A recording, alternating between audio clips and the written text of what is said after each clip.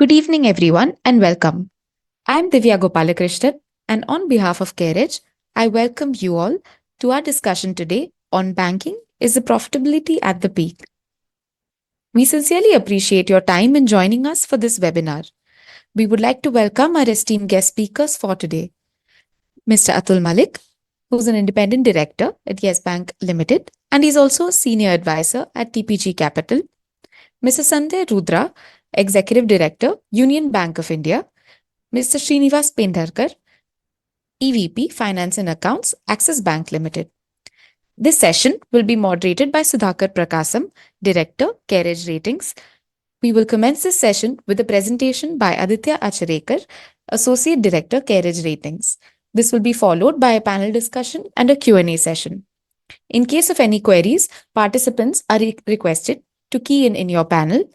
We will take up your queries during the panel discussion session. Now, may I invite Aditya to make his presentation, please?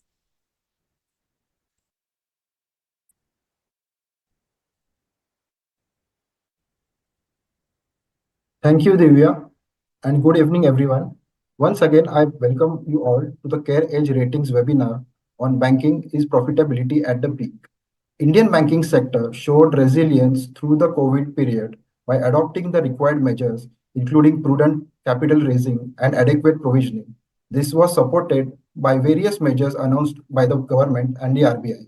Over the last 2 years, there has been a pickup in the economic growth, and banks have seen improvement in credit growth and reported strong profitability during FY23, which was highest in a decade.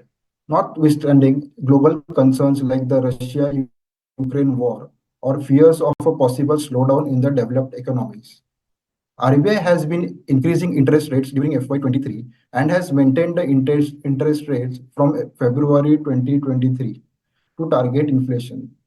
In the recent monetary policy, RBI has removed its accommodative stance and there is tightening of money supply. This is likely to intensify the current chase for deposits by banks, resulting in increase in cost of funds of banks, thereby impacting the margins. Will this likely reduction in margin impact overall profitability of the banks? Today, we will delve into this intriguing question of whether the profitability of Indian banks has reached its peak. Let us look at the various aspects that have an impact on the bank's profitability in the presentation. Major takeaway from the presentations are as follows. Credit growth remains strong but not uniform. Personal loans growth outpacing growth of all other sectors. Deposit growth continues to lag credit growth. Increase in proportion of term deposit at the cost of CASA. Private sector banks yield at below pre-COVID level, sharp upswing in cost of funds. Increasing cost to income ratio tied to branch expansion and rise in improvement in profitability. Let us begin with the credit growth scenario for the banks. The credit growth has been around 15% for FY23 and around 20% for 9-month FY24, including merger of HDFC Limited, which added advances to the banking sector. As can be seen in the chart on the left, not considering the merger, credit growth continued at similar level of FY23 at around 16% during the 9 months of the current financial year. Banks have been focusing on retail lending and the demand has been driven largely by the personal loans, that is retail loans, followed by services sector loans and MSME lending to a certain extent. The credit growth for industry segment has remained muted. Retail loans have grown at higher pace of around 21% during FY23 and around 29% during 9 months FY24. The growth in retail loans have seen some decline from December 2023 following the RBI guidelines, which have put higher risk weights on unsecured personal loans. If we look at the constitution of the credit outstanding as on December 2023, retail formed around 34%, while industry and services constituted 29% and 24% respectively. The chart on the right shows that over the last 4 years, The advances of private sector banks have grown faster, with their share increasing to 42% as on December 2023, including the HDFC merger, without which the share of private banks would be 39%. The chart shows credit for private and public sector banks only and excludes foreign and small finance banks, as their share combined is low at 5% of total credit. Banks continue to see credit demand, which has been outpacing the deposit growth from FY23 onwards. Deposits have grown at a CAGR of 11% from March 2022 to September 2023, as compared to advances which have grown at a CAGR of nearly 18% during the same period. As a result, the credit to deposit ratio of banks has increased and stood at around 79% for overall banking sector as on September 2023 and around 81% as on December 2023 as per CARE's estimate. However, it is to be noted that the level of credit deposit ratio is not unprecedented. It is at pre-COVID levels as on March 2019. The spike in CD ratio for private sector banks for September 2023 is due to HDFC merger. Adjustment for the merger, it was around 89%.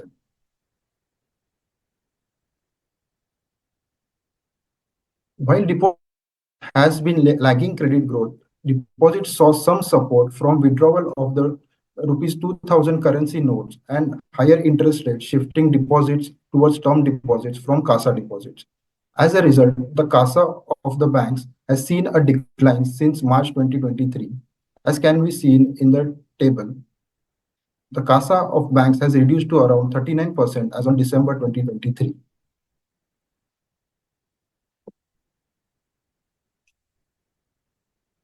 Moving to the yield on advances and cost of funds.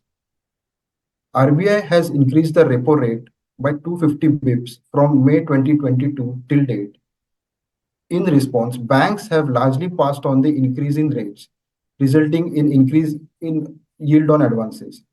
As we can see in the chart on the left, yield on advances for both private and public sector banks has exhibited similar trends. As per RBI report, banks have revised their repo-linked EBLRs upward by a similar range and the one-year median MCLR by 155 bips from March 2022 to January 2024. If we look at the chart on the right, we can see a gradual increase in the cost of funds for the banks from FY23 onwards. The same is due to repricing of deposits and shift of depositors from CASA to term deposits.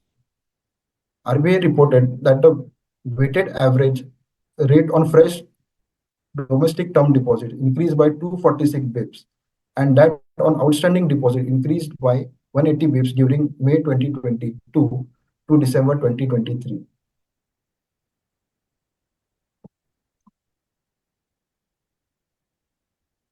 This has impacted the net interest margin of the banks. As can be seen in the chart, in the last 2 quarters, NIM has seen a downward trend. From a peak NIM of 3.3% during Q1 FY24, it has reduced to 3.1% during Q3 of FY24. With majority of the banks having their advances linked either to MCLR or EBLR, have been able to pass on the increase in rates to an extent.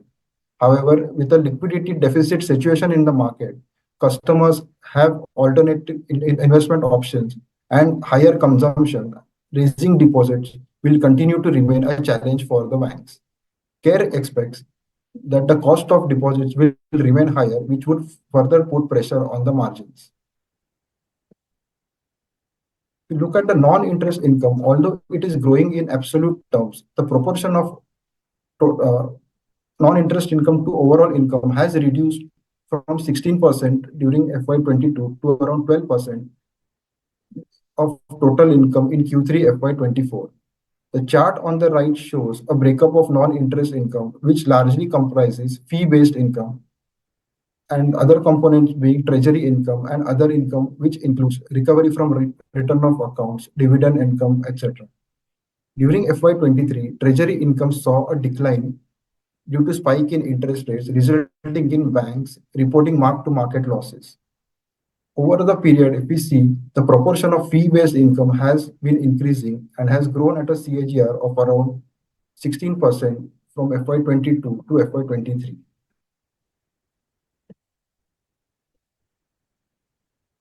Looking at the operating cost in the chart on the left-hand side, we can see that there has been an increase in cost to income ratio of banks to 51% in Q3 FY24.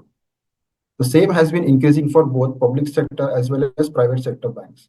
The increase is largely driven by the increase in employee expense, branch expansion, and increase in spend on technology. Employee expense continues to be the largest component of operating expense. The chart on the right shows the increasing proportion of the employee expenses as a proportion of total operating expenses. The employee expenses for public sector banks has seen an increase due to the provision for wage revision and pension liabilities, which banks have provided for over the last 4 quarters. Banks have seen a declining trend in credit cost, which is a major factor in improvement of overall profitability of the banks. Credit cost for banks declined from 1.3% in FY21 to 0.6% for FY23 and further to 0.2% in Q1 FY24. Public sector banks have been holding buffers for provision over the last 6 to 8 quarters. In addition, lesser incremental slippages, recoveries from certain large NPAs, leading to lower incremental provisioning, have helped reducing overall credit costs for the banks. Public sector banks have provision coverage ratio in the range of 80% to 90%, while private sector banks have provision coverage ratio of around 75%. High PCR and low slippages, which require lower incremental provisioning, and the potential upside of in case there are recoveries from any NPAs have helped banks to improve their profitability.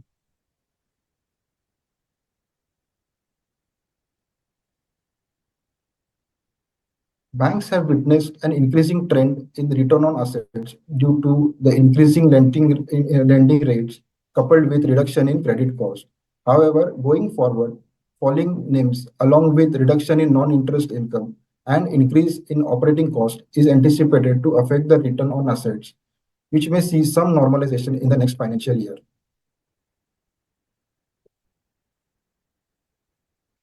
This slide shows the modified credit ratio and rating dispersions for banks rated by CARE.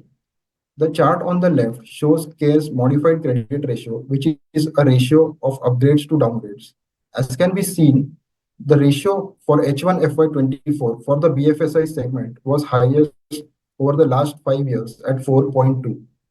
This indicates that for every one downgrade of rating, there were 4.2 upgrades, indicating improvement in the credit risk profile of the BFSI segment. The chart on the right shows CARE's rating coverage on banks. CARE has a coverage of all public sector banks and almost all private sector banks and a couple of foreign banks. Coming to the outlook, going forward, CARE expects banks need to be under pressure in the near term. CD ratio to remain at elevated levels due to continued lag of deposit growth vis-a-vis the pace of credit expansion, considering the optimistic economic growth forecasts. Asset quality is expected to remain largely stable with no visible signs of stress. Overall profitability to see some moderation with NIM compression. ROA to see decline up to 15 to 20 bips for FY25. With this, I end my presentation. Thank you. I now request Divya to continue with the proceedings. Thank you, Aditya. As conveyed earlier, all attendees are requested to key in their questions, which we will take up during the panel discussion. Now, may I invite Sudhakar to take over the session, please? Sudhakar Prakasam is a director and ratings head with CareEdge Ratings. He's presently a part of the banks and financial service sector ratings team. He has been working with CareEdge for 16 years, having credit rating experience across corporate, infrastructure, and financial services sector. He also has around 2.5 years of experience in the banking sector, handling credit appraisal of small and mid-corporate credit in a large private sector bank. He is an MBA from BIM Trichy. Over to you, Sudhakar. Thank you, Divya. Good evening to all the esteemed panelists and participants. It is with great pleasure that I extend a warm welcome to each and every one of you. Thank you, Aditya, for the insightful presentation that sets the stage for our discussion. As highlighted in the presentation, the profitability of the banking sector has been a topic of significant interest among various stakeholders, and we hope that the knowledge shared today is beneficial for all the participants. We are honored to have highly esteemed panelists joining us today, and I express heartfelt gratitude to each of them for generously sparing their valuable time to contribute to this panel discussion. Before we proceed, it's important to reiterate that the views expressed by our esteemed panelists represent their individual perspectives and may not necessarily reflect the official views of the institution they are associated with. I would like to quickly introduce our panel members to the webinar, and it's my privilege to briefly introduce each one of them. Our first panelist, Mr. Atul Malik. He is an independent director in the board of Yes Bank and senior advisor to TPG for their financial services portfolio. During his 20-year-long career at Citibank that commenced in 1988 with Citibank India, Mr. Malik held a variety of senior roles, the last of which was a chief executive officer of Citibank Hong Kong during 2004 to 2007. Between 2007 and 2011, he was a managing director regionally Asia, private and business clients of Deutsche Bank, with operations covering India, China, and Vietnam. He represents TPG as chairman of UBC, one of the largest private sector banks in Sri Lanka. Mr. Malik holds a master's degree in business administration from the Rice University, USA, and BTech degree from IIT Bombay. And our next panelist, Mr. Ian Desasa, is a CFO of Bank of Baroda. Due to some reasons, he is unable to join today's webinar. The next panelist is Mr. Sanjay Rudra, the Executive Director with Union Bank of India.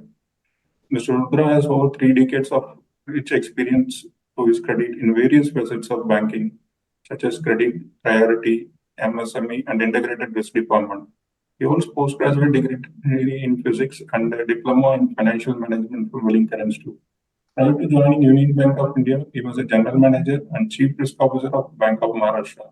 He was an active associate at the senior leadership of Bank of Maharashtra for spearheading the turnaround of the bank. He is an associate member of IIBF. Our next panelist, Mr. Shrinivas Pendharkar, is the Executive Vice President, Finance and Accounts at Axis Bank. He has over 21 years of experience with Axis Bank.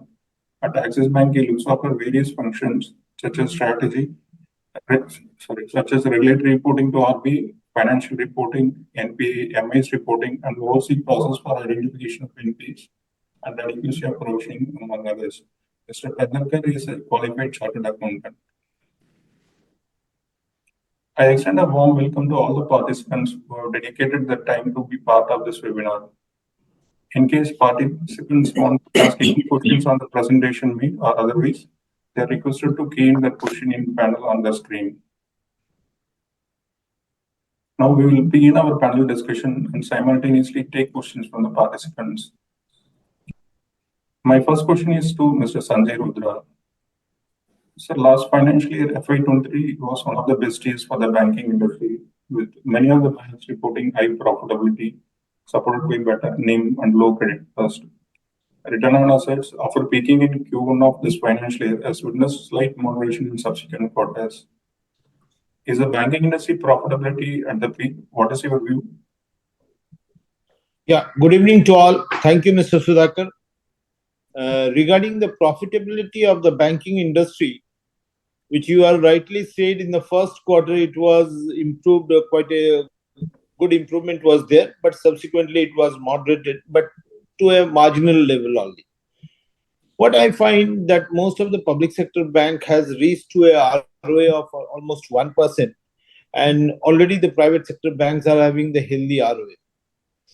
But in the current financial year, due to slight increase, slight deficit in the liquidity, the cost of fund has gone up.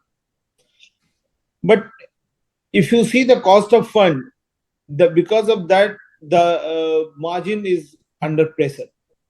This is likely in this quarter also, it will likely to have some pressure on the NIM. but that will result into 2 to 3 basis point impact on overall NIM, what I feel.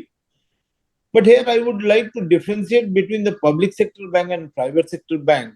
And I would like to emphasize on one point that if you see the public sector bank, still the CD ratio is between 75 to 77%.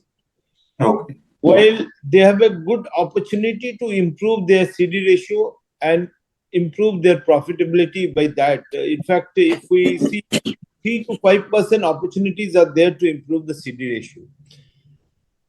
With increased CD ratio, I find that public sector bank will definitely be able to maintain their profitability. Second area where we find that huge amount of technology investment has been done in the previous 2 years, but banks are not able to leverage that benefit, which they have now started because this technology has matured, and likely that will yield a better result in this. With the efficient use of the funds and technology-driven market, will most of the public sector bank, I hope that they will be able to retain their profitability in the next year also. Okay. My next question is to Mr. Atul Malik. So how do you see Indian banks versus global banks in terms of profitability? What are the structural differences? I think let's start with the Indian banks. I think, as has been pointed out, India's growth rate is the most robust globally, with nominal GDP in the 12 to 13% range. So I think the tailwinds for the sector are obviously high growth rates and a benign credit environment. The NIMs, as has been pointed out in the presentation, is expected to compress, but I think that's going to be very marginal for the next couple of quarters, and then it will stabilize. So I think at an aggregate level, the ROAs for the banking industry as a whole will remain where they are at a healthy 1.8% overall, right? Okay. The public sector banks, I think, have a little bit of an advantage because in a benign credit advantage, their credit to deposit ratio is relatively lower. So just if they come up to the same credit to deposit ratios as the private sector banks, they will be able to offset the drop in the NIMs. So they will have that opportunity, but the opportunity for the private sector banks on that count is relatively less. So in summary, at an aggregate level, I think the robust profitability of the banking system is expected to continue. Now, coming to the question of how are Indian banks different relative to some of the global banks in the developed markets, let's take the US as an example, which has the most advanced banking system globally. I think two things are one of the reasons why they've had record profitability. In fact, JP Morgan announced profits of almost $50 billion in 2023. One is the US consumer is doing well, which means that the US consumer lending products have grown nicely because of the rising interest rates. The NIMs have also grown considerably. And lastly, the credit environment in the US, notwithstanding all the forecast about recession, has been very benign, just like it is in India. So all banks in the US, which have had a big, where the retail and the SME and the middle market is a big part of the portfolio, have done very well. As I said, banks like JP Morgan had record profitability. I think the challenge for some of the global banks, or the US banks in particular, are on the investment banking side, because that's a relatively large component of their overall revenue structure, as opposed to the Indian banks. And I think that has taken a beating in 23 because of the fact that the capital markets were not in the best shape. Companies were not raising too much of equity and debt because of the state of the capital markets. And the third big source of revenue for them is mergers and acquisitions, where they provide both advice as well as lending. And all those markets were relatively benign. There have been some signs in the first quarter that these markets are recovering because the world economy generally has been more robust than anticipated last year. In fact, the IMF had raised global growth to almost 3.3%. So we'll see if how it plays out. But structurally, I think the investment banking fee pool, I think globally is much more significant component than the Indian banks, and that has taken a beating in 23 relative to the Indian banks. Okay. So if we leave aside 2023, if I'm right, the global banks, especially US bank, non-interest income has been a major contributor. It's mainly because of the business model, wherein the significant revenue comes from other capital market related activities. So after 2023, the increase in lending rates has helped them to maintain the margins. So Absolutely, I think Hmm. the developed markets have not seen interest rates of such increases, right? Where it gone up Yeah. from almost 0% to 5%, and that too in a 12-month to 18-month period, right? So therefore, the net interest margin component of the revenues for these banks is up very, very majorly. And obviously for us, the interest rate rise has not been of the same magnitude, right? Yes. And a lot of their loans are variable, which they can reprice almost immediately. So that has helped them a lot. Okay. So incidentally, you also mentioned about the majority of loans are linked to variable rate. Now this question is to Mr. Shrinivas. Somewhere in 2019, RBI has come out with a guideline on external benchmark linked rate, wherein the banks will be required to offer floating rate loans, both retail and micro and small enterprise loans, which are linked to external benchmark rate. So over the years, we have seen the proportion of floating rate loan going up, especially on the private sector bank side. Almost 50% of the loan books are linked to repo or external benchmark. In FY23, with the sharp increase in repo rates, all the banks have benefited on the NIM side. When there is a downturn, when there is a reversal of repo rate, do you see this repo-linked loans impacting the profitability faster than what used to be the case when the rates are largely fixed? Thank you, Sudhakar. So to answer your question, first of all, as you mentioned, liquidity in the banking system is tight. We are seeing deficit since 2018. I think there has been deficit. Although we have seen some inflows from government spending in form of salaries and pensions. So I think liquidity will continue to remain tight in the near term. As we know, the repo rate has been unchanged throughout the year. I think the last repo rate was 4% in around April 2022. After that, we have seen a hike by 250 basis points, and now it's 6.5. This has led to pressure on the cost of deposits. Assets are getting repriced faster, right? And in terms of the repo-linked loans, my view is that not all banks should be looked at similarly, because we need to see the duration mismatch in assets and liabilities. And I think banks which are having near match duration or matched duration, they would stand to gain. They would have better stability in their margins. Although I think the rate cut will likely begin only in the future once headline inflation stabilizes, up to RBI what the monetary policy feels in their next stance. And we still haven't seen full transmission of rate increases. So I think margin will be under some pressure, and it may moderate from the peak which we have seen over the past year or so.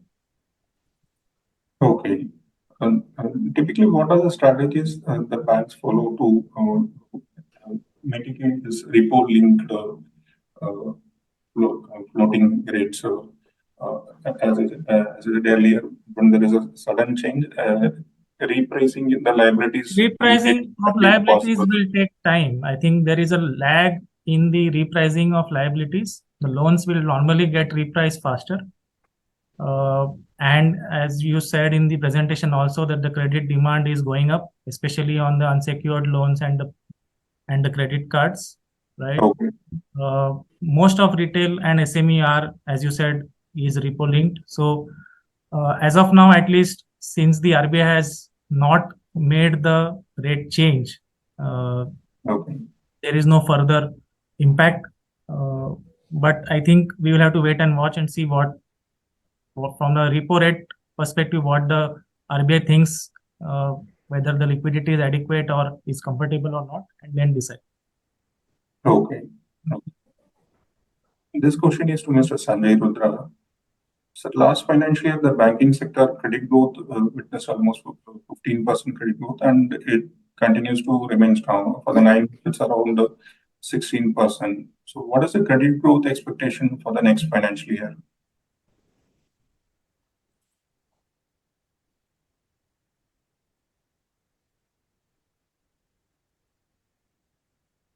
Sir, you're on mute.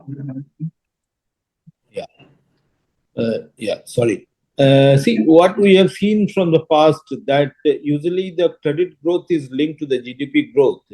As we are in the 7% growth range, so usually the credit also grow around 2 times of the GDP plus minus 1 or 2% variance. Okay. And the same trend is continued in the current year also. But major driver of the credit growth is the retail in Indian system. And the retail credit growth has helped to achieve this level of growth. But with the moderation of unsecured loan growth, we feel that in this current quarter, which is the fourth quarter of the current financial year, slightly credit growth will come down. And the liquidity is one of the major concerns for the credit growth also, whether the same pricing people are able to recover from the is not, that is a challenge. But with the improved headline inflation, as everybody knows, is coming down, GDP is likely to grow at the same rate or better than what the current financial year. So we expect that for the next financial year also, the credit growth will be in the range of the 14 to 15%, unless until there is no major adverse situation happens in the worldwide. Because the Indian economy is also highly linked to the international economy now. Global economy is still, but the major concern in the credit growth is that the private capexes are not seen. Unless until the private capex comes into play, I don't find there will be a major credit growth in this segments. But with the current, as the election is likely to happen in the current financial year, and post-election, if the same government is continued, the people's sentiment will be much more stronger about the Indian economy, which is already has been set up in over a period of last few years. So that will help in a credit growth for the next fiscal year, which I feel in the range of 14 to 15%. Okay. Mr. Malik, what is your expectation for credit growth, and which are the sectors you expect to contribute to credit growth going forward? I think, as has been said, typically the way we predict credit growth is on real GDP plus inflation, plus about anywhere from 200 to 400 basis points, right? So if you take a real growth at about 8, inflation at about 6, plus minus 2%. So this, as was said just now, I think 15-16% is what my expectation is for fiscal year 25. I think in terms of sectors, yes, there's been obviously higher capital charges on unsecured, which will have some impact. Obviously, if the rates go up, there will be some demand elasticity, and unsecured will come off a bit. But I think there are enough tailwinds on the housing sector, affordable housing, which will offset, right? So I think the one which can really take it up, the unknown right now is on the manufacturing side, which is about 8.5% now. But obviously, with the sentiment in the country improving, I think private sector capex is going to be one driver, and second with all the initiatives in terms of foreign investment in some of the high intellectual capital industries, right, like chips, manufacturing, etc. That can contribute because these are high ticket and high intellectual capital in terms of value added, right? So I think that I think is the unknown, how it plays out. So if that comes through both externally as well as the private capex sentiment, I think that could probably go up by another 100 to 200 basis points. Okay. So this question is to Mr. Shrinivas. So with tightening of liquidity in the market, there's a chase for deposits. In fact, CASA deposits has seen moderation across the banking sector. So, what is your view on CASA deposits, considering that there is a chase for deposits and some of the private sector banks have been aggressive in mobilization, and even small finance banks are offering relatively high rates. What is your view on cost of deposits? Yes. So see, on cost of deposits, I think what we are seeing is there is a shift from savings to higher yielding fixed deposits from the household sectors, from the consumers. So there is more pressure on the margins. Deposit repricing, as I said earlier, has not yet fully happened. But in my view, the marginal cost of deposits has stabilized for the last few months. So it is not increasing so much, while the overall deposit cost may rise in the near future due to the mix effect being changing. But the pace of growth of deposit cost, in my view, may moderate. But again, depending on the liquidity situation, how it plays out, and what kind of stance the RBI team takes around liquidity, I think that will be the key to cost of deposits. But I think the marginal cost is coming down or is stabilized at least. Okay. This question is to Mr. Malik. So can you throw some light on what's happening on the deposit scenario, which is impacting CD ratio of the bank? So, as I highlighted earlier, that the small finance banks have been offering much better rates. That's taking away some part of deposits. And also in the recent past, with significant amount of money going towards capital market activities by way of investments in SIP mutual funds. How do you see the CD ratio of the banks going forward, and how does it compare to global banks? No, I think okay. There are two questions here. So I think yes, there's liquidity is being tight for the last couple of quarters, but this overall cost, and there's been an outflow from the CASA into fixed deposits, and the overall cost has gone up marginally, but that's now stable at the margin. And I think given that the interest rate scenario globally is on the downside, I mean, global interest rates are supposed to come off, and when rates come off, capital flows and velocity of money starts improving, right? So, in my view, at least over the next 12 months, it'll play out in a similar way in India. And this is a little bit of a temporary phase where I think liquidity is tight. So over the next 12 months, I think it'll ease off, just like it is in global markets. And then you'll see the credit to deposit ratios sort of normalizing. I think in the short term, private sector banks are in the 80% range. Public sector banks are closer to 70. So I don't see that ratio honestly changing too much. There's nothing structural which is happening, which will change that. Relative to global banks, I think we have to be cognizant that the capital markets in the developed markets are a much bigger source of providers of capital than in a relative sense as opposed to banks. In the US, for example, banks provide less than 50% of the total credit available to the entire system. The capital markets, including the bond markets and so on, and the equity markets are a much bigger source. So, for example, the credit deposit ratio in the US banks is in the 60s, right?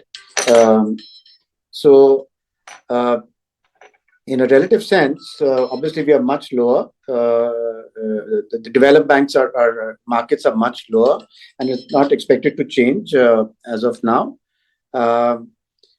So from an India perspective, I think both the public sector and private sector banks are going to be close to the 70%, 80% for private sector and closer to 70. Not going to change structurally, and it is higher because I think banks are a much more important component of providing GDP growth in India as opposed to some of the developed markets.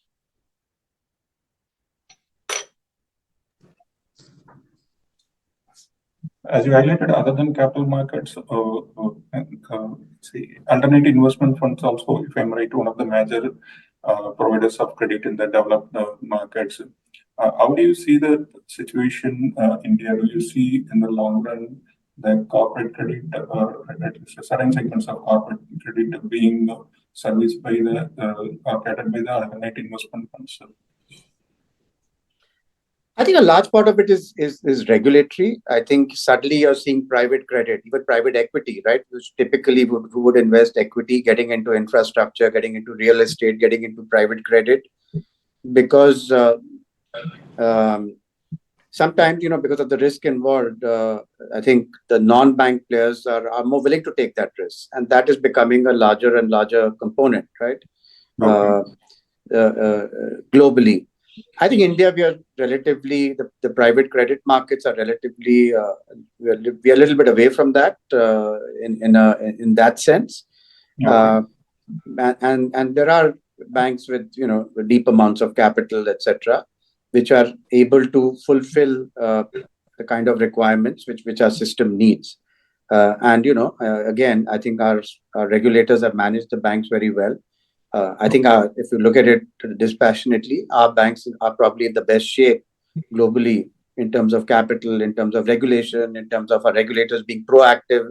For example, it's not that the unsecured credit market had blown up or anything. And normally that's what tends to happen. Our regulators are being more proactive and acting before any challenges remain. And I think in a lot of our portfolio companies, they are being much more active in terms of monitoring. So I think given all this, relatively, I think the Indian banking system has been pretty robust, a pretty solid supplier of credit over economic cycles. And I think even during COVID, again, the way our regulators managed it in terms of liquidity and providing liquidity, etc., is probably one of the best in the world. And we are seeing the effects of all that, more predictability, more consistency, etc. And so I think relative to the rest of the world, I think we are in pretty good shape. Okay. This question is to Mr. Sanjay. Sir, on the corporate credit side, banks, especially public sector banks, have been the major suppliers. And do you see alternate investment funds making some entry or any meaningful presence in the corporate credit? How do you see that in the medium to long term? I am not. I was voice was not very clear. Can you repeat the question? Yes, sir. Sir, I was asking in Indian market, banks, especially public sector banks, have been the major supplier of credit to the corporate segment. We have seen in the recent past some of the AIF coming and providing credit to especially small and mid corporate. Do you see any meaningful contribution by this alternate investment fund in terms of providing credit to mid and small corporate? Yeah, as you rightly said, the large contribution from the public sector bank as far as the corporate credit is concerned. But in the recent past, some alternate fund has come into picture, but that's a very small number. But definitely it will help in the entire sector to grow because we don't find large number of. See, again, I will come back to how the manufacturing is growing, how the capex is happening in the different sectors. Most of the capex push is from the whatever the government infrastructure push is there. Because of that, capex is growing. But there, the alternate investment funds are not playing in a larger sector. But yes, in medium MSME segments, some of the AFIs has invested a good amount of money, and it's a good sign for the economy also.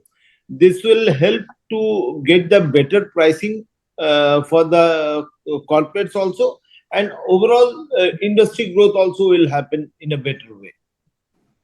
Okay. So with cost of deposits being at a relatively higher level and credit demand continuing to be robust, uh, the margin on incremental lending is likely to be low. How do you see banks dealing with this challenge? Yeah, see what has happened in the past. RBI used liquidity measures to control the inflation.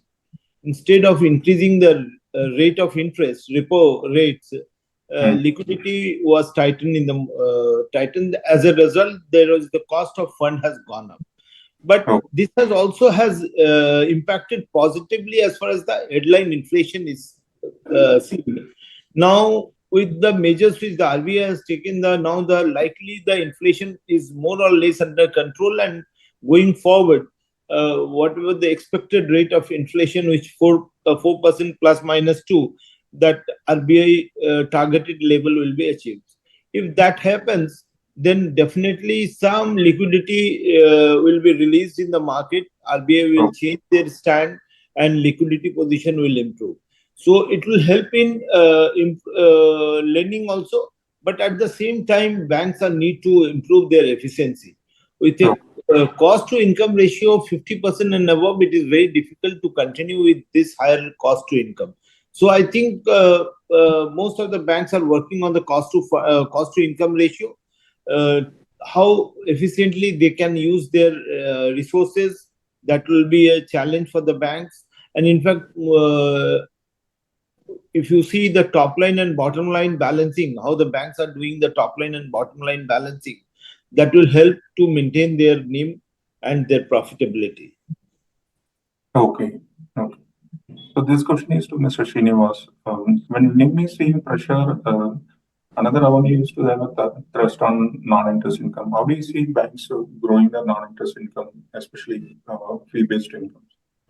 Yeah, so on fee-based, I think the way to look at it is private sector banks have traditionally been stronger in non-interest income side, especially on the fee-based products compared to public sector. The focus, I think, is on building granularity in fees rather than having a reliance on one-off ticket or one large ticket fees. Build a pipeline of being more consistent and non-volatile revenue streams, which aids to the overall profitability. Some of the areas where non-interest fees can come in is focusing on the trade, FX, and the payment side, which we are seeing now on the transaction. On the transaction banking, third-party distribution is growing in terms of distribution of mutual fund, insurance. On the retail loans, if retail loans continue to grow in the same pace, we would earn fees through retail loans. And I think the other area to look at is, as said by Mr. Rudra earlier, that we have to do the operational efficiency, right? So leveraging the deposit franchise, bringing the cost to income ratio down, simplifying the products and processes, KTB, known to bank customer segments, can be reached out. So it needs to be a holistic approach in terms of granularization, adaptability, innovation, etc., through which the non-interest income can meet up the deficit where we are seeing the pressure on the NIMs. Okay. Mr. Malik, how do you see the Indian banks place in with respect to generating non-interest income? Are there any areas where Indian banks need to focus to increase their non-interest income? I mean, I think there are two types of fees, right? One's come from the capital markets when there's volatility, which is trading, and obviously other is on recoveries from sort of large tickets, right? Sometimes. But I think, as was just said, basically banks typically, transaction banking is a very stable source of fees, both on cash management as well as trade. And that's trade, and obviously if your trade finance book grows, you will see increases on that, especially on the FX side. Sale of third party products, whether it's insurance, whether it's wealth management, and so on, a distribution of that. A lot of the banks are sort of universal banks with their own asset management companies. and so on. And third is at a granular level, at the retail level, whether it's credit card is a high fee provider because you get interchange income, you get FX, you get annual fees, and so on, processing fees on loans. A lot of the fees you can make on the liability side. Focus of the banks obviously should be on the granular fees, which is sustainable, and less on the one-offs. And obviously, the larger your proportion of your granular business, which you can deliver consistently through economic cycles, I mean, the better valuation you'll get, and that's what the bank should focus on. And I think people have spoken about the cost to income ratio. Obviously, you should always look at productivity measures, but the ratio also is a function of growth. You have to figure out a way to continuously grow at the right pace, because nobody can shrink their way to sort of greatness, right? So it's a combination of getting the ratio right, which means working on the efficiency and obviously on the top line too. Okay. Mr. Sanjay, Rudra, recoveries from NPAs have been helping the non-interest income of public sector banks in the past few years. With the proportion gradually reducing, do you see the public sector banks having a portion to maintain the non-interest income? Yeah, as you rightly said, that recovery in the written off accounts is one of the major component of non-interest income for most of the banks, including the public sector and private sector bank. Still, what I find that the stock is adequate. 50% of the stock is still lying in the books of the banks, which are the technically written off. And what we have seen that annually 10% recovery is only happening from the technically written off accounts. Not more than that because of the NCLT process and all legal issues. So recovery is low. But with this, if I see even in the next 5 years, bankers are having almost the adequate stock for recovery, which will add to their profitability. Because over the past so many years, bank has reached to 90% PCR only because of the writing of the debts from the books. And that was the good strategy now, which has started yielding the good result for the last 2 years. This year also, it will continue to be a major contributor to the non-interest income. And going forward also, it will be a major contributor to the non-interest income for all banks, especially the public sector banks. Okay. Mr. Malik, with the higher cost of funds, do you see banks aggressively focusing on yield maximizing products in retail? Is there a possibility that increasing the credit risk across the market? I think everyone has to look at it holistically. It's easiest thing to say that if cost of funds goes up, we will start moving towards the higher yielding products, but that also entails a higher risk, right? At the end of the day.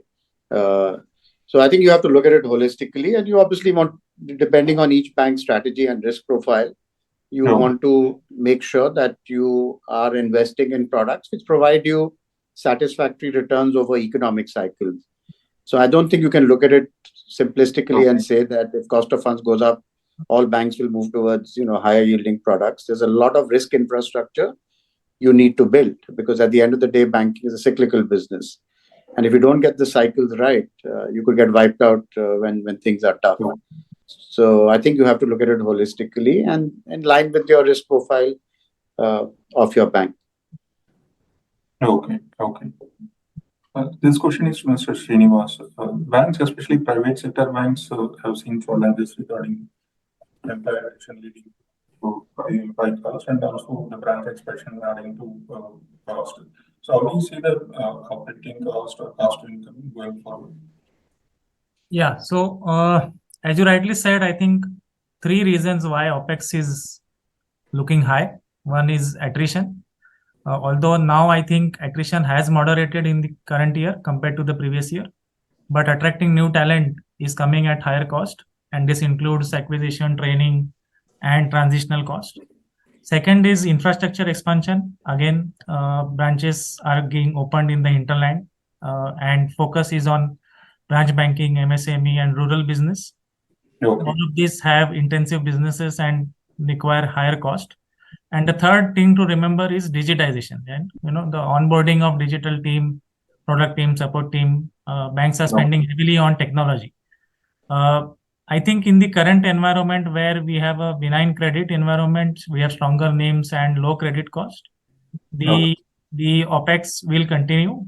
The banks will continue to invest in the franchise because the plan is to build for future. Many banks have started looking at the cost to assets and the cost to income ratios and taken steps to optimize. Optimization can be through building capabilities, process reengineering, automation, AI. My view is that the OpEx will continue to remain elevated for the near term and may stabilize and then gradually decrease in the medium term.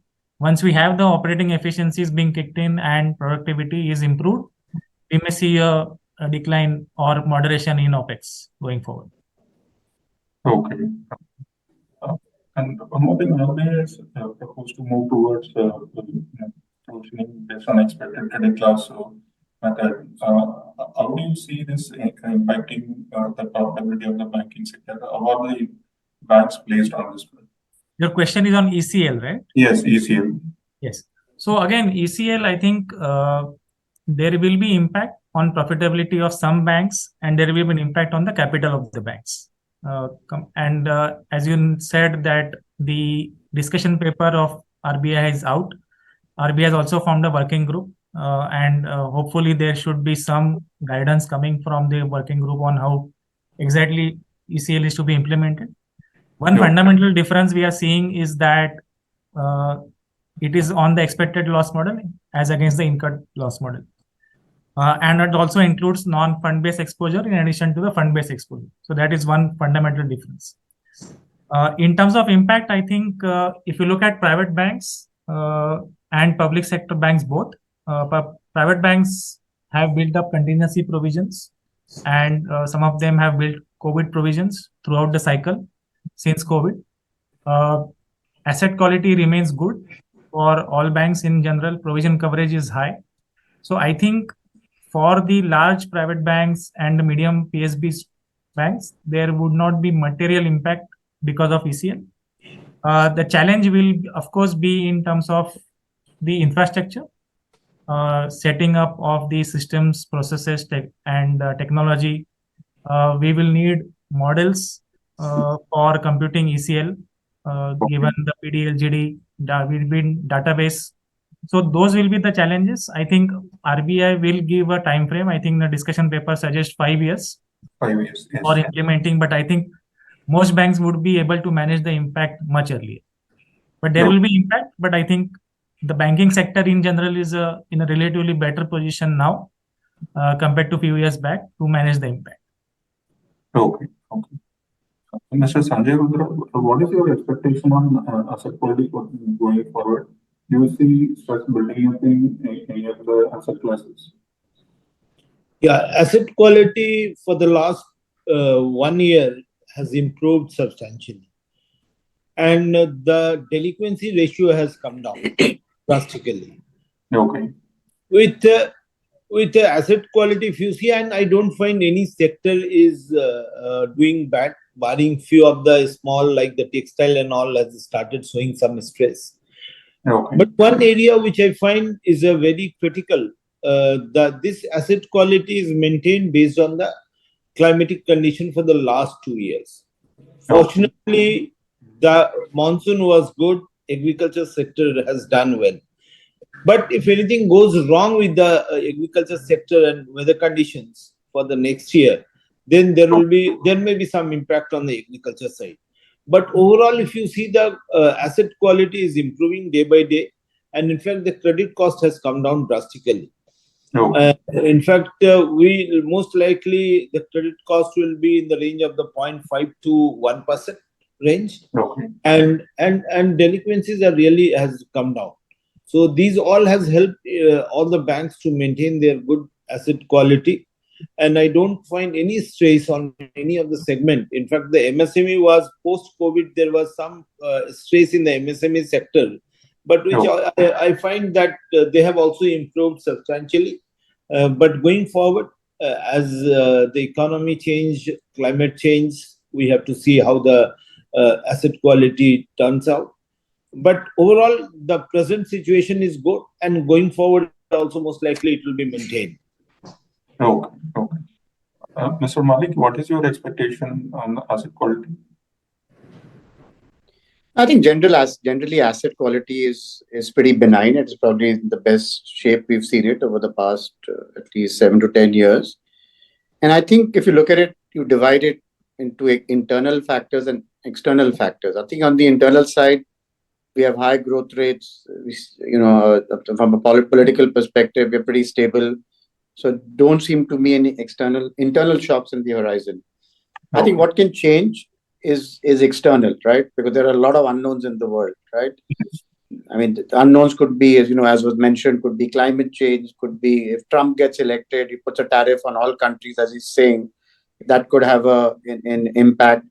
All these wars which are going on, if it escalates, oil prices could go up, and if the Western world decides that India can't buy Russian oil, for example, right? Suddenly, global prices of oil could shoot up, inflate. That can have a huge inflationary impact both on our currency as well as this thing. So I think the external factors are the bigger unknowns. As long as that they don't change too much, I think we'll be fine. But having said that, I think some of the world's biggest global financial crises have happened when the last 4-5 years were periods of relative calmness, right? If you look at the credit quality, till the global financial crisis, they were the best they've ever been. So I think it's good that the RBI is very vigilant, and it should try to anticipate proactively, rather than obviously reacting, which has very serious repercussions on credit quality in general. Okay. Thank you, Shreya. Now I request Divya to conclude the session. Thank you so much, Sudhakar, for moderating the session, and Aditya for your presentation. Once again, thanking all our guest speakers for their insightful views. It was a privilege to host you. Lastly, thank you to all the participants for taking the time out and being a part of this CareEdge webinar. For any further queries, feedback, or suggestion, please write to us in the feedback email. Goodbye for now, and requesting the tech team to kindly log off. Thank you.